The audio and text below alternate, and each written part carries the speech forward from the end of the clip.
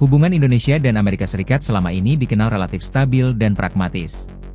Kedua negara tidak berada dalam konflik terbuka, baik secara politik maupun ekonomi.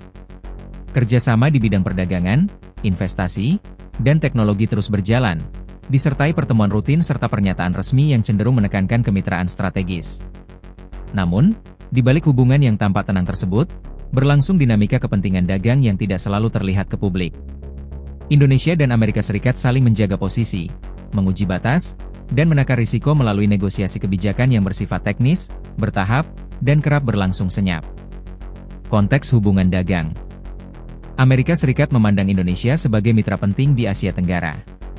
Dengan jumlah penduduk yang besar, sumber daya alam yang melimpah, serta posisi geografis yang strategis, Indonesia menjadi pasar sekaligus simpul rantai pasok yang sulit diabaikan.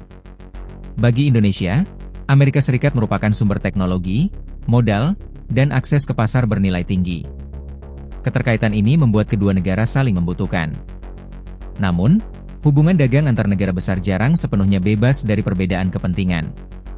Disinilah muncul dinamika yang tidak selalu disampaikan secara terbuka, tetapi berpengaruh terhadap arah kebijakan ekonomi jangka panjang.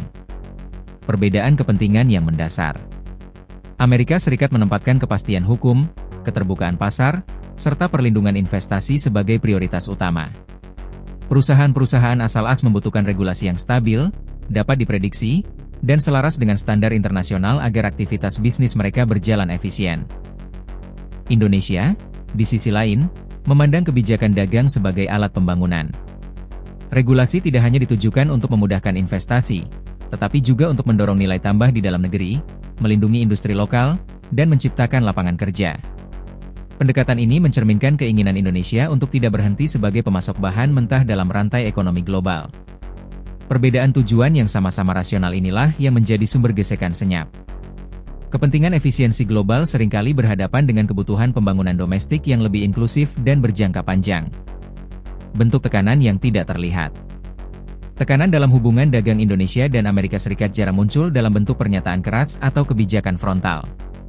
Sebaliknya, tekanan tersebut hadir melalui instrumen yang terlihat teknis, seperti standar impor, aturan lingkungan, isu ketenagakerjaan, hingga kebijakan fiskal dan perdagangan tertentu.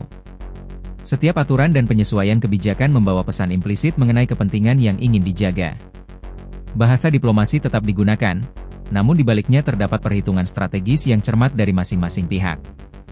Respons dan strategi Indonesia. Indonesia menyadari bahwa tekanan semacam ini bukan fenomena baru. Banyak negara berkembang menghadapi situasi serupa ketika berhadapan dengan mitra dagang besar.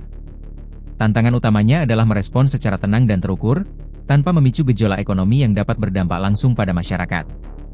Pemerintah dituntut menyeimbangkan manfaat investasi asing dengan risiko ketergantungan jangka panjang.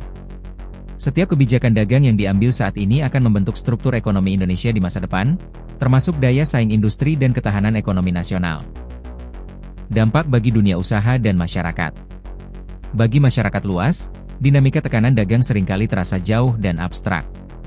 Padahal, dampaknya dapat menyentuh aspek kehidupan sehari-hari, mulai dari harga barang, peluang kerja, hingga stabilitas ekonomi secara umum.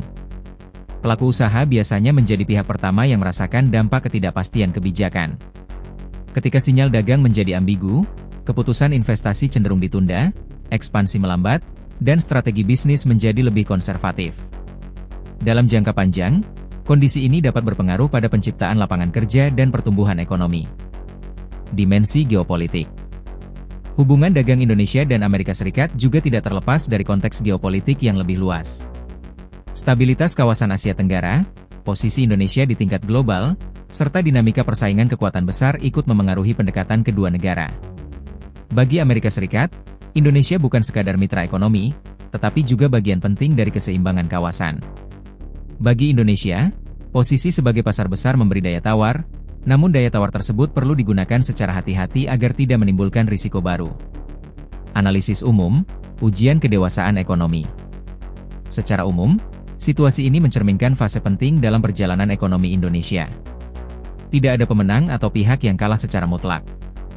Yang terjadi adalah proses saling menguji arah, kepentingan, dan batas toleransi dalam hubungan ekonomi modern yang semakin kompleks. Tekanan dagang jarang menimbulkan dampak instan. Risikonya justru bergerak perlahan dan akumulatif. Oleh karena itu, kewaspadaan, konsistensi kebijakan, dan komunikasi yang jelas menjadi kunci utama.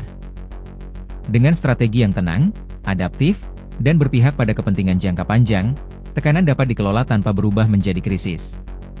Bagi Indonesia, tantangan ini sekaligus menjadi peluang untuk memperkuat fondasi ekonomi nasional agar lebih mandiri, tangguh, dan berkelanjutan di tengah dinamika global yang terus berubah.